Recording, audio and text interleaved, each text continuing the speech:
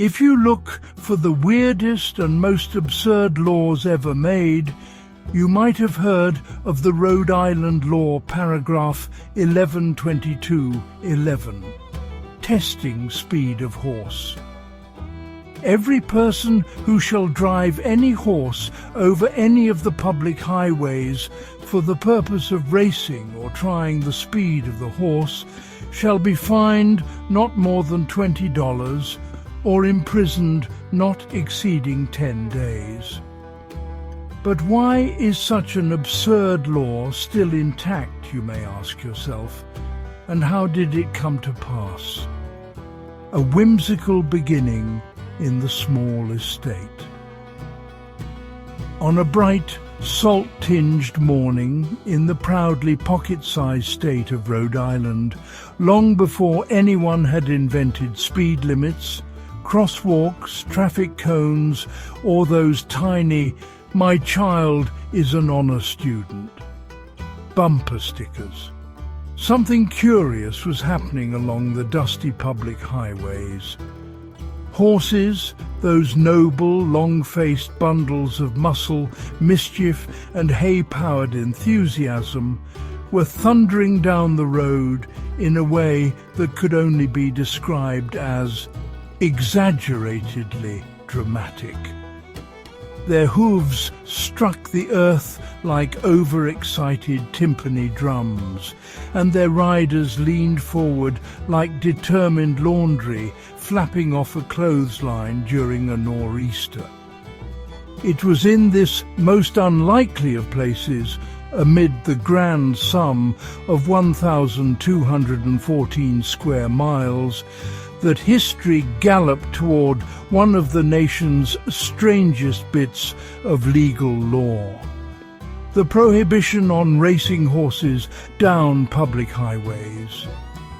And to understand how that law came to be, one must first be introduced to the protagonists, the early Rhode Islanders, a people of remarkable stubbornness, competitive spirit, and an impressive ability to create trouble out of nothing but open road and opportunity. Picture it, colonial Rhode Island, a land with more taverns than churches, more rumours than roads, and more horses than the modern world could comfortably imagine standing in one place. Back then, horses were not mere transportation, but a declaration of identity. The fancier your horse, the louder it snorted when meeting another horse, the more social cachet you possessed. Owning a horse with unusually silky mane or a particularly judgmental gaze could win you respect in the community. As for the public highways themselves, well, highway was a very generous term.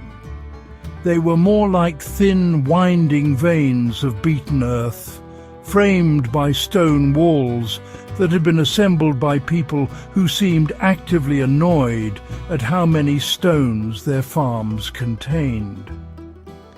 These roads were so narrow that two carts meeting head-on had to negotiate something resembling a medieval awkward shuffle.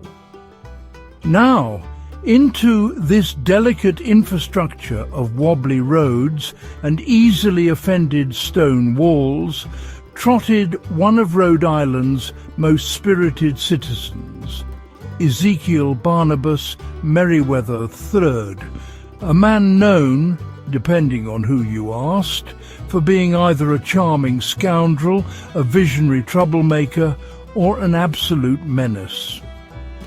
Ezekiel's horse, a sneaky chestnut mare named Pickle, possessed a talent for speed that made the local ministers frown deeply and the local youth break into gleeful cheers. Pickle had a reputation for taking off at thrilling velocities whenever she sensed even the faintest hint of competition. This meant, effectively, that Pickle was always racing, because in Rhode Island, absolutely everything was interpreted as a competition. If another horse appeared, if a goose honked too enthusiastically, if the wind blew in a vaguely challenging direction, Pickle was off. And Ezekiel, being a man whose self-control was stored in roughly the same place as his neatly folded socks, i.e. nowhere, encouraged it.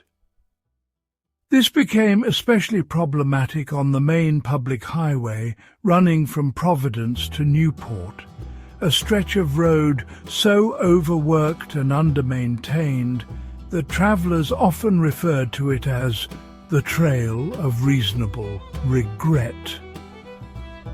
It had potholes big enough to store winter squash, tree roots that liked to wave at passers-by, and an uncanny tendency to produce mud on sunny days. Into this chaos would burst Ezekiel and Pickle, galloping at speeds typically reserved for dramatic escapes or poor life choices. Other travellers dove out of the way, clutched their bonnets, screamed, cursed, or occasionally applauded. A few opportunistic merchants even began selling refreshments along the roadside during what they optimistically called Pickle sightings. But Ezekiel and Pickle were only the beginning. For the truth behind the eventual horse racing ban rests not on one man and his over-ambitious mare, but on a brewing cultural phenomenon, the great Rhode Island competitive spirit. You see, every other rider who witnessed Ezekiel and Pickle inevitably thought to themselves, "That doesn't look that hard." And then they tried to outrace him. Some tried it sober. Some tried it considerably less sober. A surprising number attempted it while holding baked goods. All of them contributed to the escalating chaos. Within months, Rhode Island's public highways had become impromptu racetracks. Riders lined up at the edge of town like it was a county fair, although less organized, more dangerous, and with significantly more shouting. Bets were placed. Pride was at stake. Horses became minor celebrities. There was even talk of writing ballads, though no one could agree on rhymes for pickle beyond fickle, tickle, and in a pickle, the latter of which was used to describe nearly everybody involved. The elderly population, particularly those who relied on the roads for errands, became increasingly aggrieved. One octogenarian by the name of Prudence Peabody had her basket of apples upended when a pair of racing colts skidded past her in a cloud of dust. "This is unacceptable," Prudence declared, shaking her cane with such vigor that her family swore they heard thunder. "The highway is no place for gallivanting." Town meetings began filling with complaints, many of them delivered with the same tone one uses when discovering a skunk has taken up residence in their chimney. Carriage drivers lamented the terror of having their horses distracted by passers-by zooming past at ludicrous speeds. Shopkeepers grumbled about patrons arriving covered in dust and indignation rather than coin. Yet for every complaint came 3 cheers from the younger generation, who adored the horse races with a zeal matched only by their affection for gossip and baked goods. Some even organized viewing parties on small hills overlooking the roads, eating popcorn, which had recently become fashionable, and yelling advice at the riders who absolutely could not hear them. It was into this divided world that the Rhode Island colonial legislature stepped, wearing expressions usually found on parents about to discipline children who have recently painted the family goat. Meetings were lengthy, dramatic, and filled with statements such as, "Do we truly need to legislate the proper velocity of a horse? And what is the purpose of a road if not to travel upon it in a manner that does not terrify one's neighbours?" Ezekiel himself was occasionally summoned to testify, though he often showed up slightly late, smelling faintly of apple cider and triumph. His statements were not especially helpful. When asked why he felt compelled to race so frequently along public highways, he replied, "Because I can," which historians agree was exactly the wrong answer. Other riders argued that horse racing helped keep the region lively. Some insisted it improved the breeding stock. One man claimed it was the only joy he had left since his cow ran away to Connecticut. Then, one fateful afternoon, everything changed. A race organized entirely by rumor, a common practice at the time, brought together 18 riders, each convinced they alone had been issued a noble challenge. They burst onto the highway at nearly the same moment, scattering startled chickens, alarming every dog within a 5-mile radius, and causing an elderly fisherman to drop a bucket of clams in absolute fright. The resulting mess was described by one witness as a situation where destiny, gravity, and poor decision-making converged. Though remarkably, no one was seriously injured. The chaos was so enormous, so unmistakably ridiculous, that the lawmakers could no longer ignore the problem. And so, with quills scratching like irritated geese, the Rhode Island legislature crafted what would become a most peculiar piece of law, a prohibition on racing horses on public highways. Not because they disliked speed, not because they wished to dampen the youthful spirit of the nation's tiniest state, but because history had shown, loudly and repeatedly, that horse racing on open roads was an excellent way to produce disasters of memorable proportions. Enforcement of the law brought its own challenges, particularly because several enthusiastic riders attempted to claim they were not racing, but rather travelling with flair. One attempted to argue his horse was simply expressing itself emotionally. Another claimed he was escaping an imaginary bear. Still, the law held fast, and the highway racing culture slowly faded, replaced by safer pastimes such as competitive rum tasting and debating whether quahogs or corn were more essential to the Rhode Island identity. But even as the racing dwindled, the stories lived on. Tales of Ezekiel and Pickle, Prudence's apple incident, the chaotic 18-horse collision of destinies, and the time a man attempted to race with a turkey under his arm continued to echo through taverns and family lore. And thus began the legend, the whimsy, and the enduring curiosity surrounding Rhode Island's no racing horses on public highways law. A law born not of malice or prudence alone, but of an entire state's ongoing struggle to balance exuberance with common sense.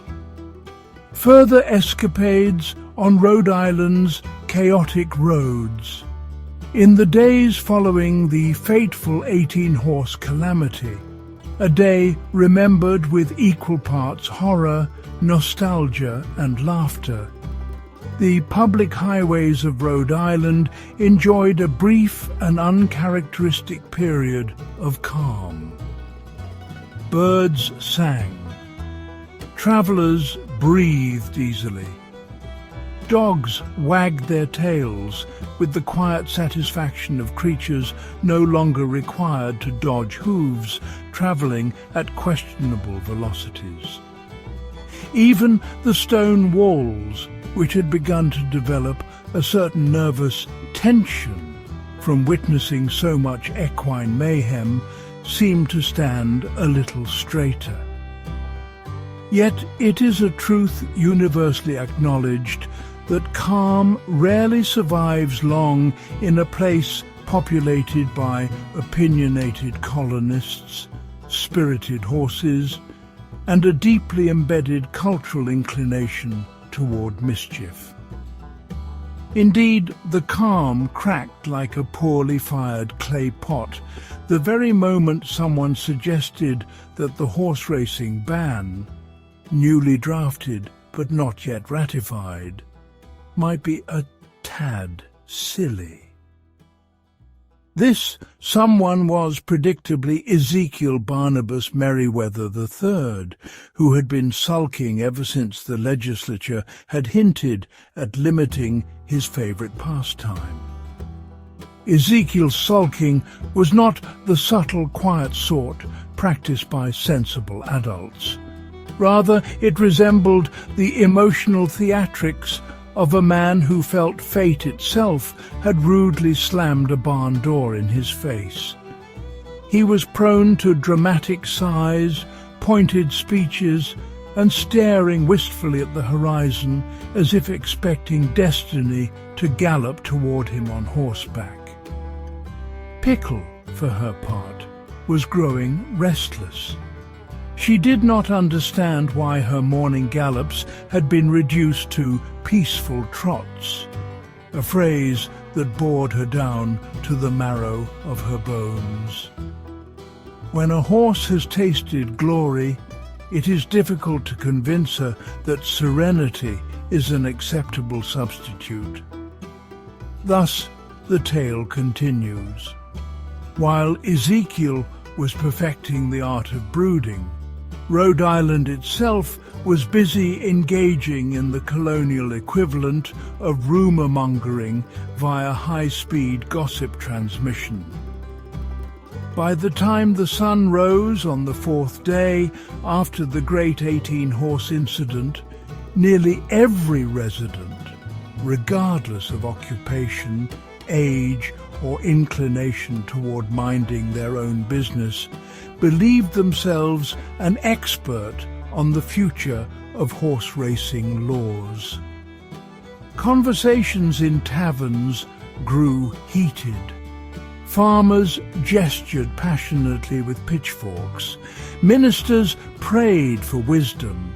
Teenagers formed impromptu horse racing preservation societies, which were actually excuses to gather in barns and dramatically rehearse arguments none of them would ever deliver.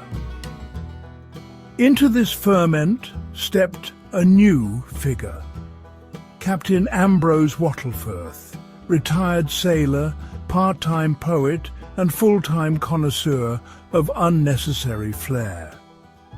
Ambrose had returned to Rhode Island after decades at sea, steeled by storms, hardened by ocean winds, and in possession of exactly zero patience for rules he found inconvenient.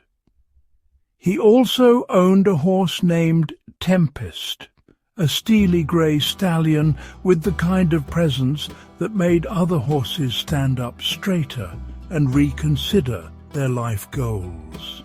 Tempest had a luxurious mane, eyes full of mystery, and a suspicious tendency to respond to loud noises as if they were invitations to charge valiantly into battle. Ambrose loved this about him.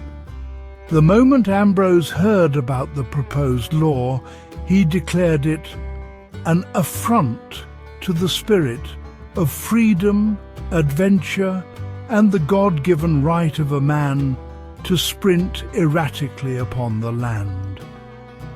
This declaration, which he delivered while standing atop a barrel outside a tavern, promptly spurred what historians now refer to as the period of spirited public debate.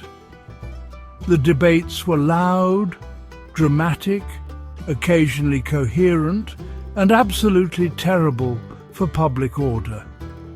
Supporters of the ban cited safety, civility, and the importance of not flattening unsuspecting pedestrians. Opponents cited tradition, bravery, and something about the founders' intended vision, which no one could verify because the founders themselves were generally unavailable for comment.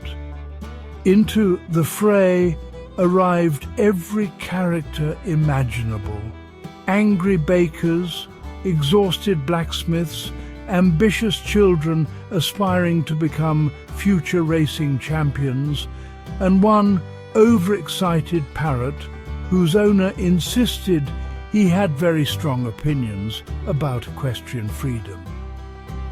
It was during these debates that Rhode Island acquired what would later be recognized as one of its earliest and most peculiar lobbyist groups. The Society for the Preservation of Equine Excellence, formed by none other than Ambrose and Ezekiel. Their meetings took place in Ezekiel's barn, a structure that smelled strongly of hay, apples, and the quiet despair of tools that had not been properly cleaned in months. The society quickly established a formal list of goals, which included preventing the horse racing ban, establishing proper road etiquette for racing horses in polite society, ensuring that Pickle and Tempest remained the most famous horses in all of Rhode Island, securing snacks for meetings. That final goal was consistently achieved. Meanwhile, those who supported the ban were gathering forces as well. Leading their charge was the formidable Prudence Peabody, whose apple-related humiliation had transformed her into a crusader of justice, or vengeance, depending on whom you asked.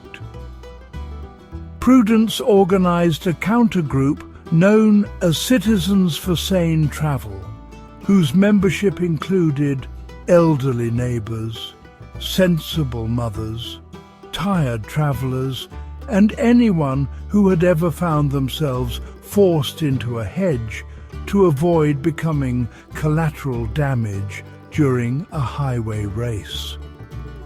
Their slogan, "Walk, don't run, and for goodness sake, don't gallop," was printed on hand-painted signs, carried proudly through town squares and posted on trees. One overzealous supporter even attempted to train his goats to wear miniature sandwich boards with the slogan, but this proved logistically unwise. The clash between the two groups reached new heights when both attempted to petition the legislature on the same morning, The citizens for sane travel arrived armed with carefully written grievances and baskets of baked goods intended to demonstrate their goodwill and domestic superiority. The Society for the Preservation of Equine Excellence arrived with horses, drums, and a banner so large it required 3 people to carry it. The ensuing chaos was so memorable that it appeared in 3 separate diaries, one letter to a cousin in Connecticut, and the hastily scribbled notes of a travelling sketch artist who later admitted he had never seen anything quite so inspirationally ridiculous. While the adults battled in every available forum, the younger generation was engaged in its own quiet rebellion. Children who loved racing began staging miniature competitions using goats, sheep, and in one regrettable instance, a particularly cantankerous pig named Whistletoe. These alternative races were short-lived, mostly because goats run unpredictably, sheep get distracted easily, and Whistletoe trampled a pumpkin cart before refusing further participation on the grounds that he wasn't paid enough. But history moves forward regardless of barnyard misadventures. The Rhode Island legislature soon realized that something had to be done, not merely because of the original racing incidents, but because the entire state was now consumed by a debate that threatened to overshadow everything from local harvest festivals to the annual quahog eating contest. And so, in an unprecedented move, the legislature formed a special committee tasked with interviewing citizens, reviewing road safety concerns, and determining whether horse racing on public highways was a charming cultural tradition or a recipe for disaster. The committee travelled from town to town, holding hearings in marketplaces, meeting halls, and once accidentally in a storage shed because someone misread the map. They listened to testimony from every imaginable voice. Riders who insisted that racing was the only thing keeping them young. Mothers who insisted that racing was the only thing keeping them stressed. Clergymen who felt racing promoted moral decay. Clergymen who secretly enjoyed the racing but publicly denounced it. Farmers who argued that horses needed space to let off steam. Merchants who pointed out that customers fleeing from speeding hooves tended not to buy things. They also heard from Ezekiel, who claimed that banning horse racing would rob the roads of their joy and the people of their passion. Ambrose, who recited a 4-stanza poem about freedom that no one fully understood. And Prudence, who warned that if the committee failed to act, she would personally impose order with her cane. Throughout all this, Pickle and Tempest loomed like equine celebrities. Children sneaked into stables, hoping for a glimpse of them. Artists produced dramatic sketches. Rumors circulated that someone was carving a wooden replica of Pickle for posterity. At long last, after weeks of interviews, hours of deliberation, and enough shouting to terrify the local wildlife, the committee produced a recommendation. The law should be enacted. The legislators agreed. The final vote was decisive.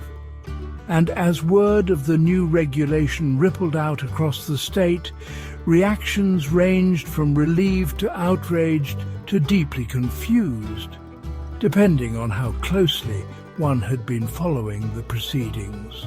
Prudence Peabody celebrated by baking the world's sternest-looking pie.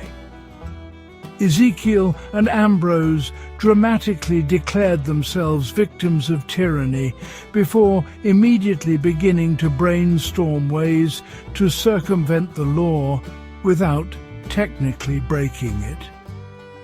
Pickle and Tempest snorted at the news, seemingly unimpressed. But although the law had passed, its story was far from over. Because laws, like horses, do not always behave exactly as their creators intend. And in the coming weeks, much to the delight of future historians and the exasperation of colonial authorities, the people of Rhode Island began testing the boundaries of the new rule with creativity, stubbornness, and an impressive disregard for common sense. How, after all, does one define a race? If a horse gallops but no one is watching, is it a race? If two horses travel the same road but insist they are not competing, can the law intervene? Does the law apply to near races, half races, races done ironically, or races that are technically walks but emotionally sprints? These questions, asked with great sincerity and little restraint, would shape the next chapter of the saga. A chapter filled with loopholes, spirited enforcement attempts, and the kind of inventive mischief only Rhode Islanders could dream up. The age of loopholes and creative nonsense.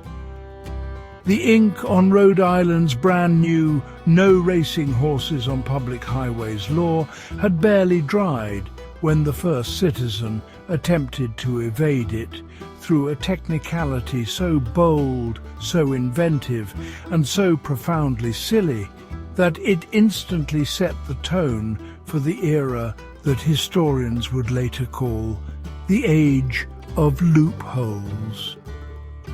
This citizen was one Bartholomew Buttons Wigglesworth, a man known for three things: his ability to juggle turnips, the perpetual state of confusion reflected in his eyebrows, and his overwhelming confidence that laws were merely puzzles waiting to be outsmarted. Buttons observed with deep philosophical seriousness that the law prohibited racing horses on public highways, but absolutely nowhere did it mention goats. And so, naturally, he saddled up a goat. Not figuratively, not metaphorically, literally.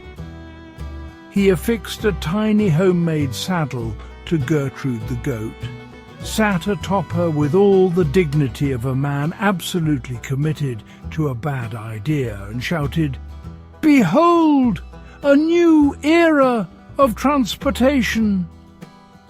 Gertrude, deeply offended by both the saddle and Button's enthusiasm, bolted forward with the speed of a creature determined to flee all responsibility. She tore down the highway at a pace no goat had ever attempted before or since, dragging Buttons along for a journey that combined the chaos of flight, the danger of ignorance, and the tragic comedy of Buttons attempting to steer an animal whose only steering philosophy was panic-driven zigzagging.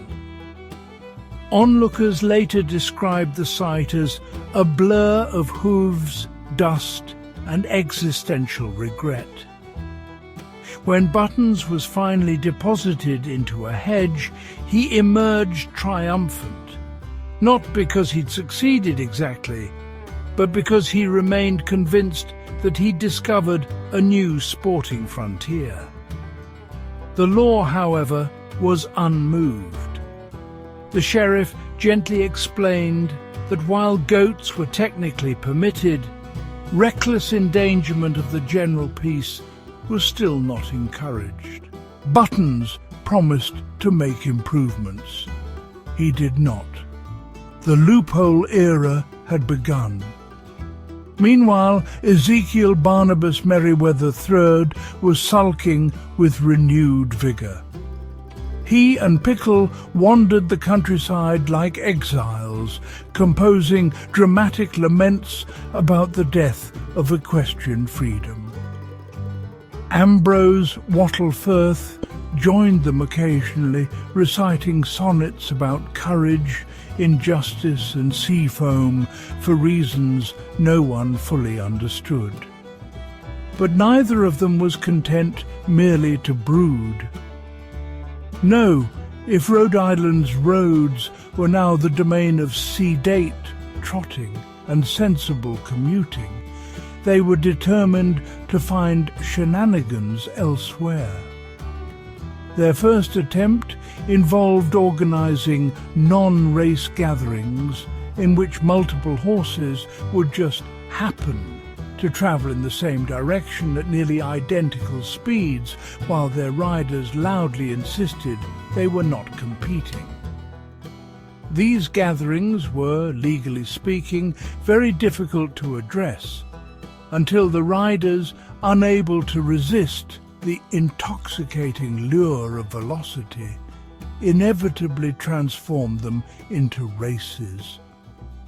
The sheriff, a man who had recently developed a persistent tension headache, began patrolling the roads, accompanied by his deputy Mildred. Mildred was stern, sharp-eyed, and possessed the unshakable aura of someone who had never tolerated nonsense and wasn't about to start.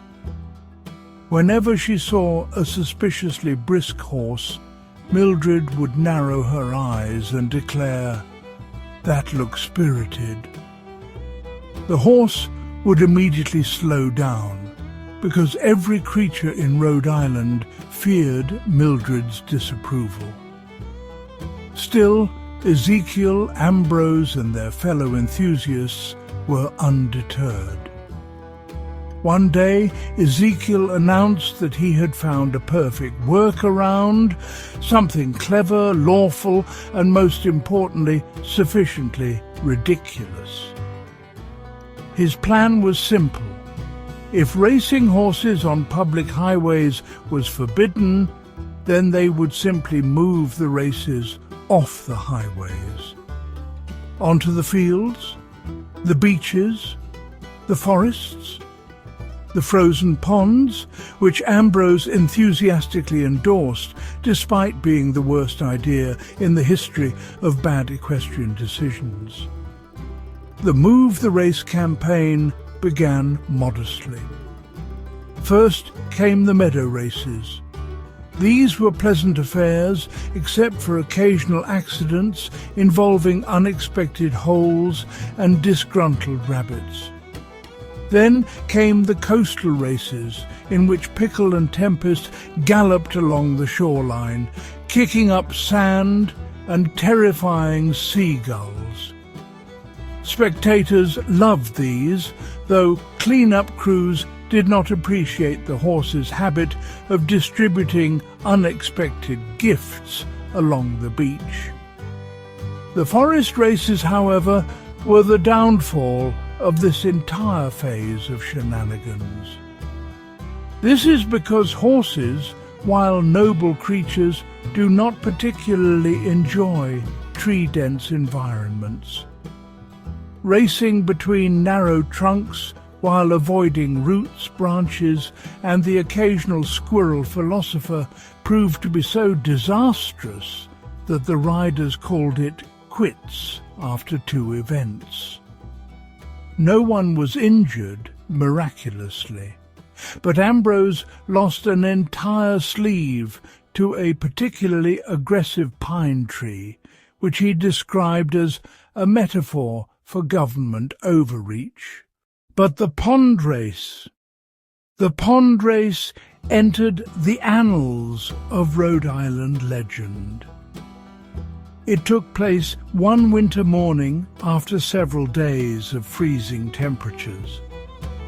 Ambrose, whose maritime upbringing had given him a misplaced confidence in the sturdiness of ice, loudly proclaimed that the frozen pond in Willow Hollow was as solid as a sailor's resolve. It was not. Tempest stepped onto the ice with hesitant curiosity. Pickle followed, snorting in disapproval. The crowd that had gathered watched with the sort of excitement normally reserved for fireworks and poorly concealed family drama. The race began with a triumphant shout from Ambrose. The ice understandably objected. Within seconds, cracks spiderwebbed across the surface like angry lightning. Terrified horses scrambled back to shore. Ambrose, refusing to abandon dignity, attempted to glide gracefully before slipping, flailing, and performing a move that one witness described as a heroic but ill-conceived swan dive. He landed flat on his back, staring at the sky as if questioning all his life choices. Pickle remained dry and smug. Tempest refused to look Ambrose in the eye for a week. After this catastrophe, even the most devoted riders reluctantly acknowledged that alternative racing locations had inherent complications. So attention returned inevitably to the public highways and their forbidden allure.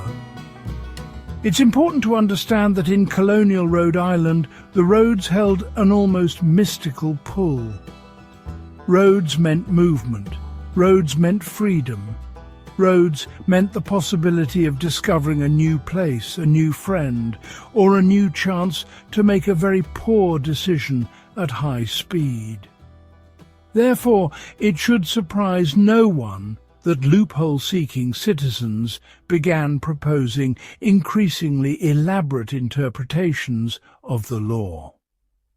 One man argued that he wasn't racing. He was merely encouraging his horse to reconsider its pace. Another claimed that since he was riding backward, it couldn't count as a race because one cannot race when facing the wrong direction. A third insisted he wasn't racing another horse, he was racing the wind. And since the wind wasn't a registered participant, the law did not apply. The sheriff rejected all these arguments with weary patience. But the most ingenious loophole attempt came from Tabitha Taffy Merrifield, a schoolteacher with a penchant for logic, chaos, and impressively large hats. Taffy pointed out that the law forbade racing on public highways, but made no mention whatsoever of racing above public highways. And so she built stilts for her horse.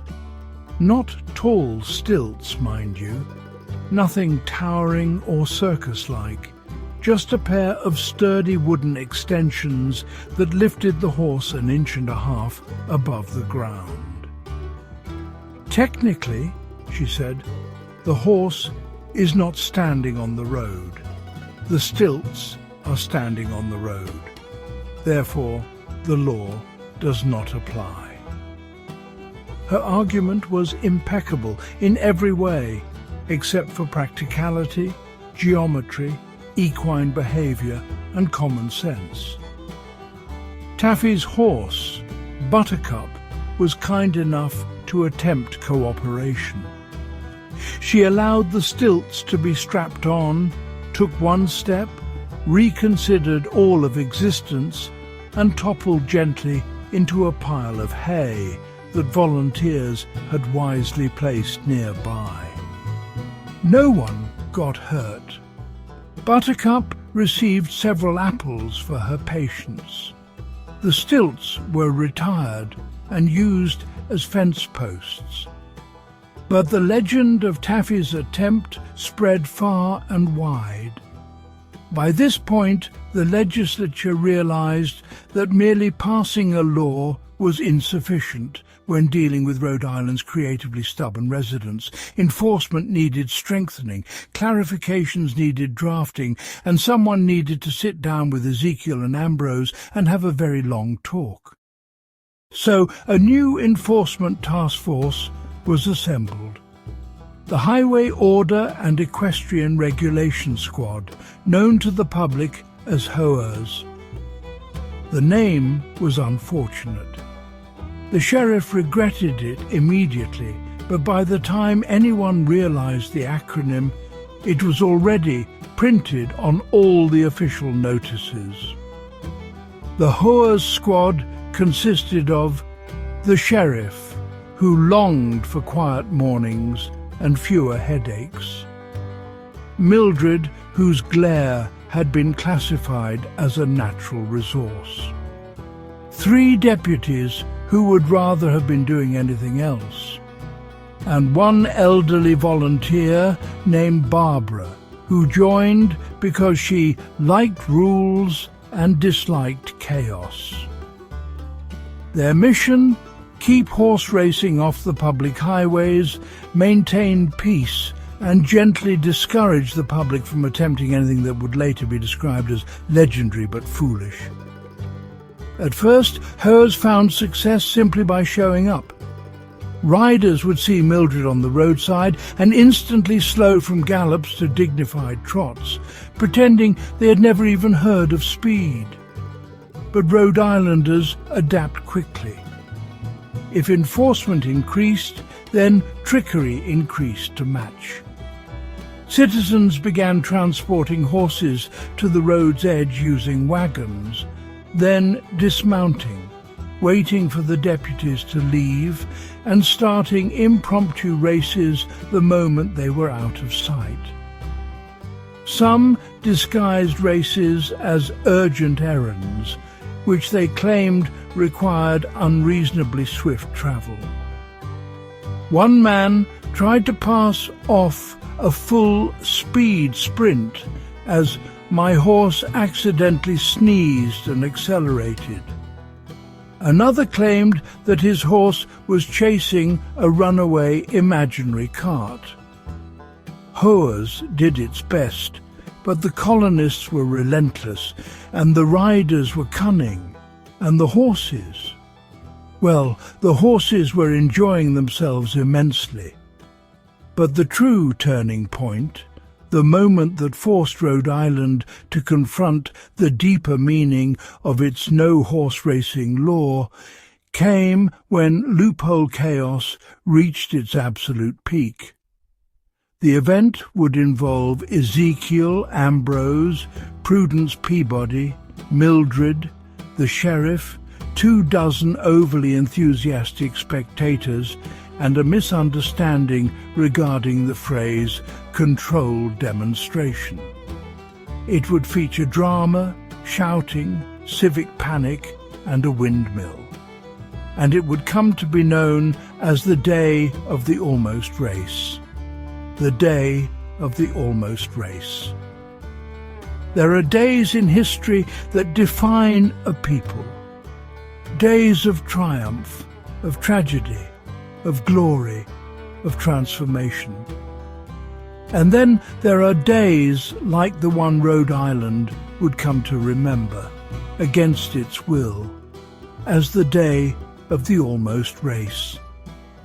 A day that began with optimism, blossomed into nonsense, spiraled into civic pandemonium, and ended with an entire community questioning its life choices, It all started with the modest and well-intentioned idea of a controlled demonstration. The sheriff, exhausted by months of loopholes, evasions, interpretive gallops, and highly imaginative explanations, had gathered shures, the Highway Order and Equestrian Regulation Squad, in the town hall. Mildred stood beside him like a human thundercloud. Barbara had brought a basket of what she called discipline cookies, which were made of oats, molasses, and the faint taste of disappointment. "We need," the sheriff declared, rubbing his temples, "a way to educate the public. Something dignified, something clear. A demonstration of what is and is not acceptable equestrian behavior on public highways." This sounded reasonable. This should have remained reasonable.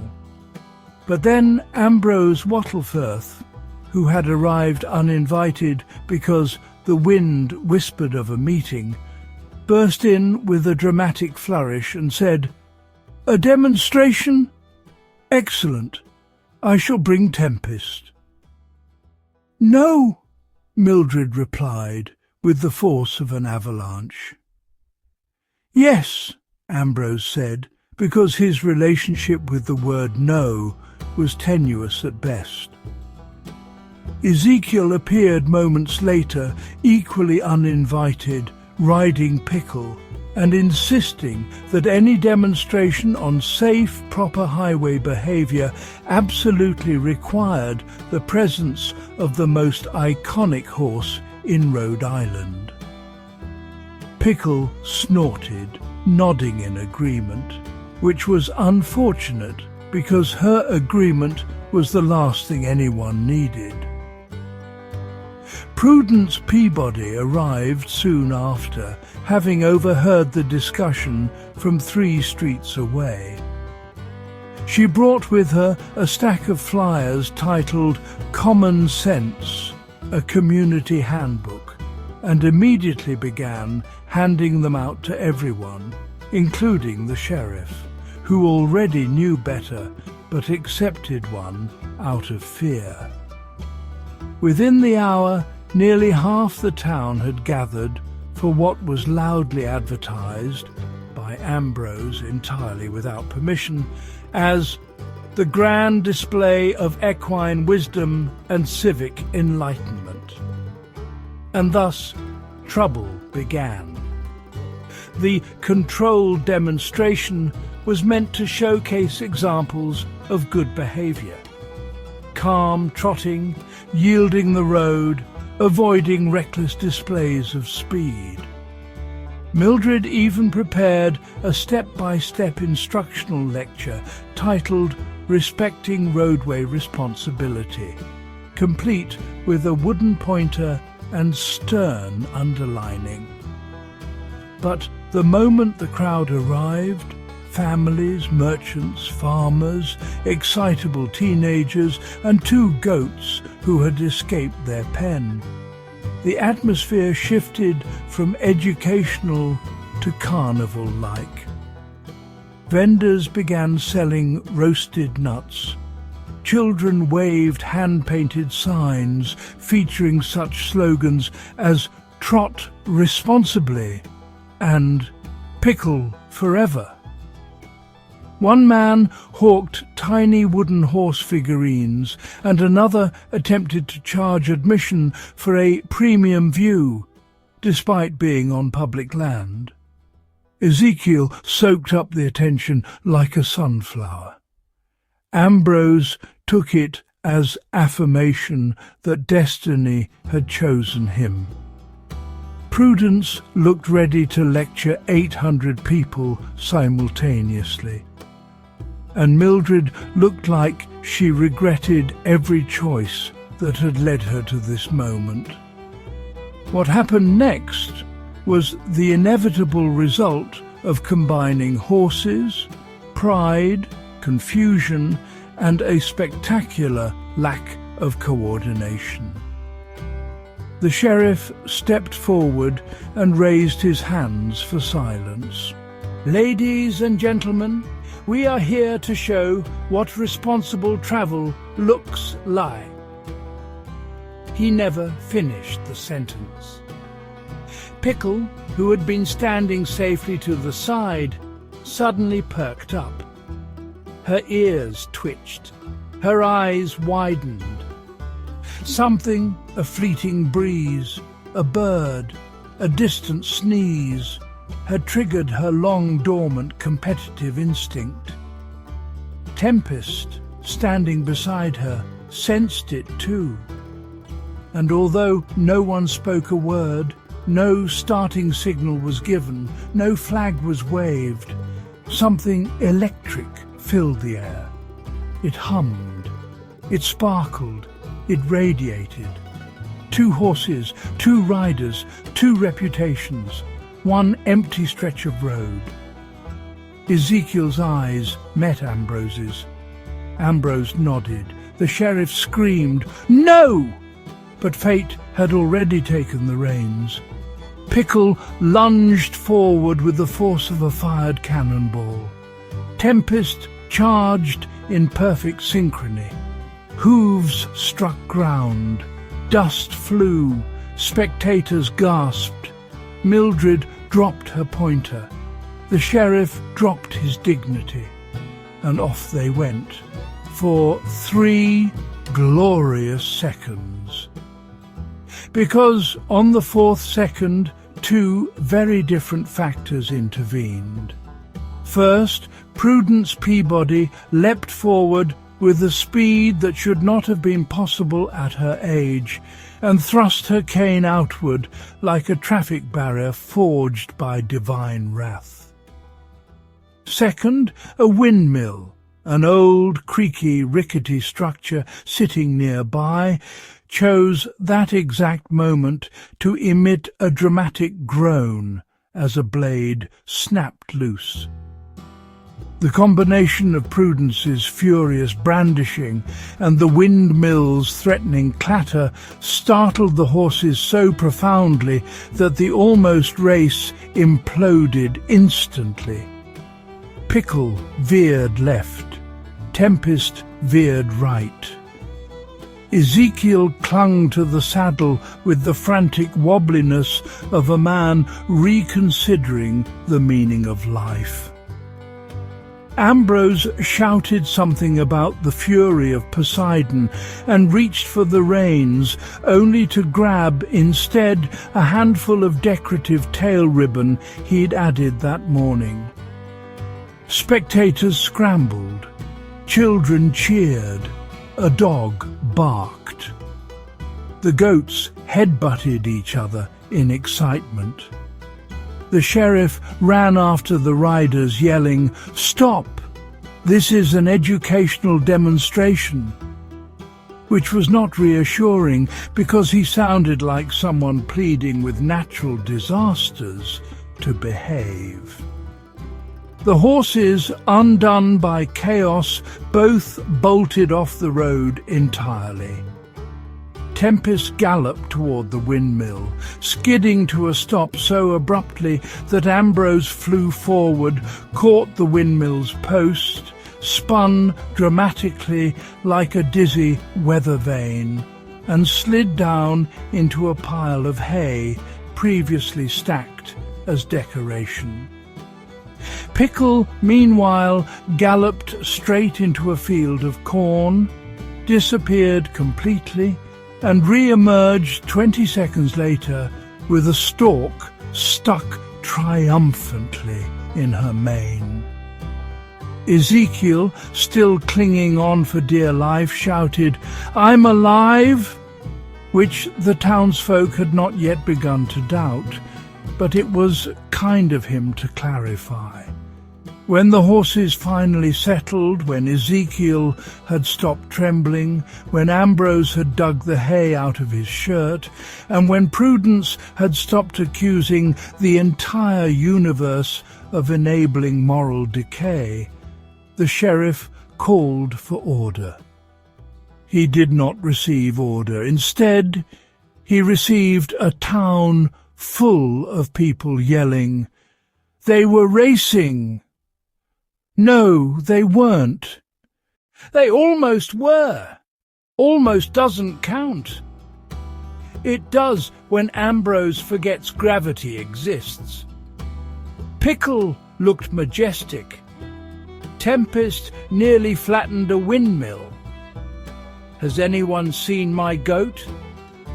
The sheriff inhaled deeply, very deeply, while Mildred stepped forward, raised her hands, and delivered a single shout, so powerful that 3 pigeons fell off a roof in shock. Enough! Silence rolled over the crowd like a calming wave. Everyone waited. Everyone knew Mildred was about to say something important.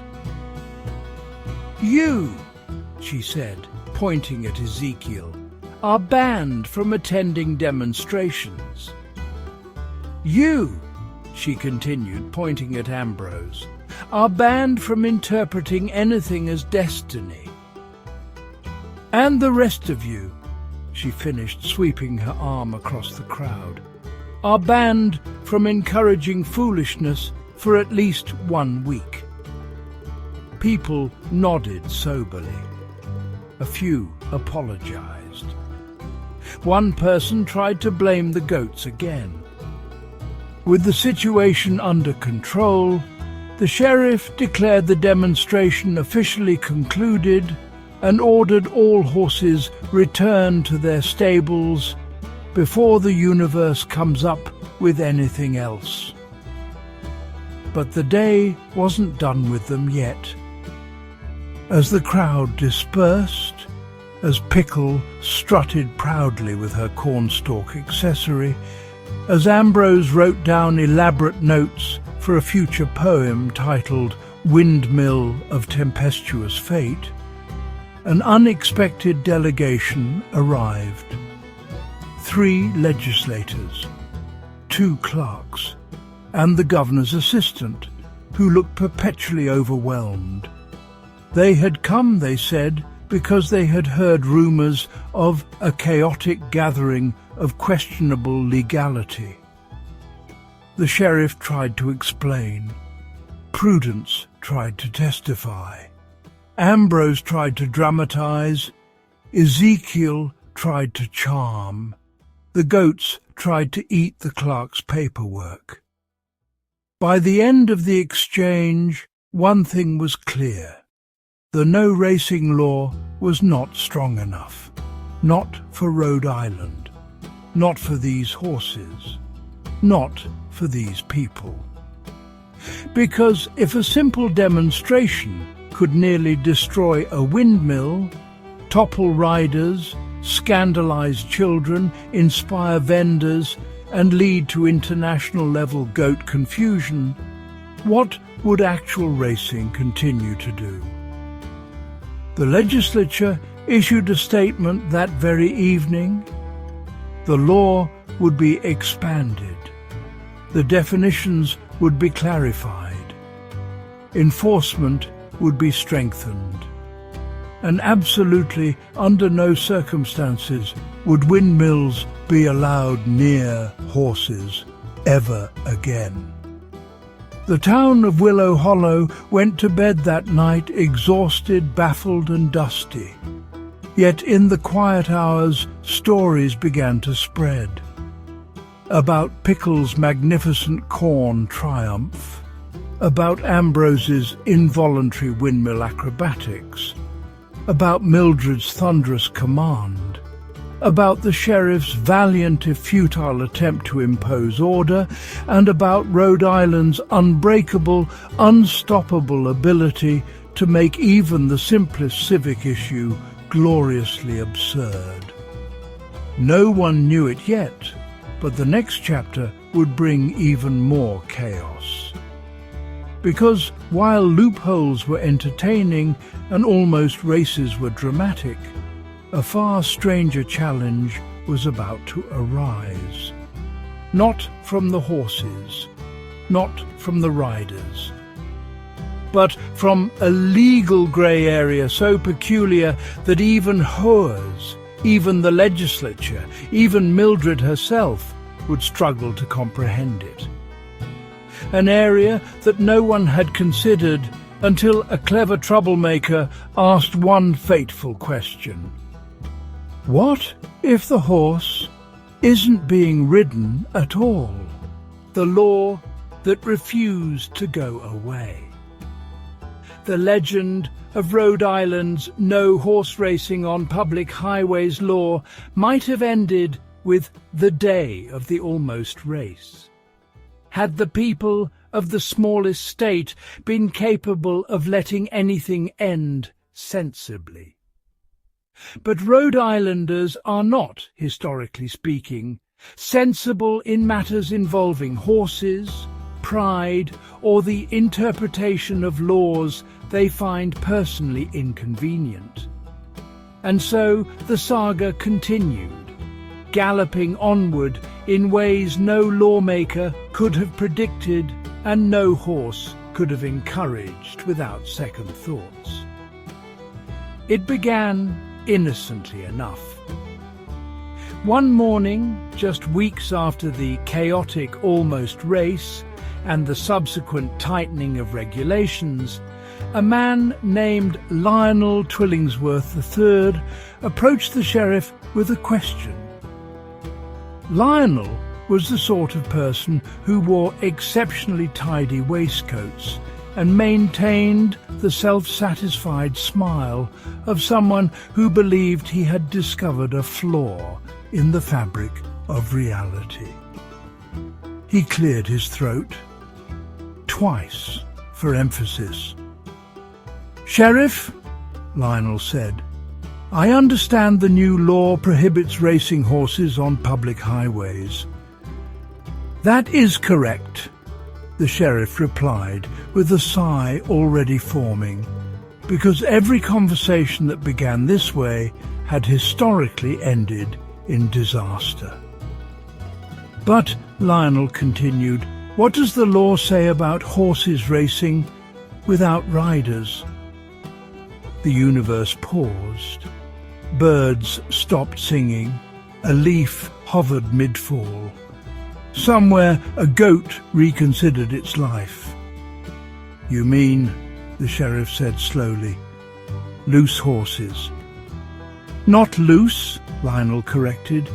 "Independent." "No." "I beg your pardon." "No," the sheriff repeated, because he knew, deep in the place where laws go to weep, that Rhode Island was about to enter uncharted territory. Word spread through town within minutes. Children ran around yelling, independent horses," as if announcing the creation of a new nation. Teenagers dared each other to let their family horses experience freedom. Even Prudence Peabody briefly lost composure, declaring, "Oh, for heaven's sake," louder than clergy typically permit. Ezekiel and Ambrose naturally found Lionel's idea delightful. Ezekiel claimed this was the next stage of equestrian evolution, while Ambrose recited a poem comparing riderless equine sprinting to the wild, untamed heart of mankind. A poem so overwrought that even Tempest rolled his eyes. But Pickle loved the idea. The moment she heard whispers of independent galloping, she perked up like a philosopher discovering cheese. Pickle had always enjoyed racing, but she had never fully appreciated the necessity of carrying Ezekiel while doing so. The opportunity to sprint freely across the countryside, unburdened by a human clinging to her back like a panicked limpet, was irresistible. Thus began the era historians call the unsupervised hoofed movement. The first riderless race was not sanctioned, endorsed, or even remotely tolerated. It simply happened. Pickle was grazing near the highway. Tempest was dozing majestically nearby. A third horse, named Cinnamon, the calmest animal in the county, stood beside them in peaceful contemplation of clover leaves. Then, somewhere in the distance, a rooster crowed in a peculiar pitch. Pickle's ears twitched. Tempest's head rose. Cinnamon sighed the sigh of someone who already knew where this was going. And without warning, Pickle bolted. Tempest followed because competitive instinct is contagious. Cinnamon trotted after them, not because she cared about the race, but because she felt morally obligated to supervise the other two. The three horses barreled down the public highway at astonishing speed, tails whipping behind them like triumphant banners. Spectators gasped. Vendors dropped their goods. A travelling tinker fell to his knees and proclaimed, "I have seen the future, and it is chaos." The sheriff, alerted once again to highway commotion, stared at the spectacle with the disbelief of a man living inside a prophecy he never asked for. "They aren't being ridden!" Ezekiel shouted gleefully from afar. "That doesn't make it better!" the sheriff yelled back. The horses looped around the mill, crossed the shallow creek, and barreled back down the road again. Pickle wildly enthusiastic, Tempest determined to win, and Cinnamon deeply embarrassed. When the race finally ended without injury, but with widespread civic distress, the legislature held an emergency meeting. Members debated furiously, wielding arguments, counter-arguments, and snacks in equal measure. If we allow riderless racing, chaos will reign. But the law doesn't forbid horses from running. It forbids people from racing them. Do we regulate the horses now? How do you enforce laws on a horse? Send them a letter? This is Rhode Island. We regulate everything. What if the horses form a union? By midnight, the legislature concluded that the law would be amended once more. No person shall cause, permit, encourage, or orchestrate the racing of horses upon any public highway, whether mounted, unmounted, supervised, or otherwise influenced by mischief. This covered everything except telepathic prompting, which the lawmakers chose not to address because they assumed no one in Rhode Island would attempt such a thing. They were wrong, but that was a problem for 1837. After the new amendment, life quieted. For a while. Pickle adjusted, though not happily. Ambrose began writing a memoir about the heroic age of highway racing. Ezekiel taught Pickle to play tag with chickens out of sheer boredom. Mildred returned to her hobby of preserving order and glaring at clouds that looked unruly. The horses became local celebrities, their adventures retold in taverns, schools, barns, and anywhere people needed a good story. Rhode Islanders spoke of Pickle with the reverence normally reserved for national heroes. Tempest was depicted in paintings, tapestries, and, in one case, a badly carved wooden spoon that looked more like a potato. Yet, despite everything, despite chaos, confusion, windmills, goats, loopholes, loophole revisions, and the committee meetings that nearly tore the legislature apart, the law endured. Not only endured, it survived, it persisted. It became part of Rhode Island's legal DNA. Generations passed. Horses went from transportation to pastime to charming hobby. Automobiles arrived loudly and smokily. Roads were paved, highways expanded, people changed. The world raced faster than any horse could. But the law stayed right where it was. And so, in the modern Rhode Island of today, if you dig deep into the state's legal code, among the regulations about traffic flow, business licensing, municipal governance, and shellfish management, you will indeed still find it.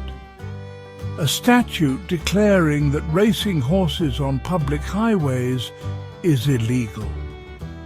Still there. Still valid. Still quietly reminding the world that Rhode Island once experienced such rampant horse-powered chaos that the government felt compelled, nay, obligated to intervene. Of course, times have changed.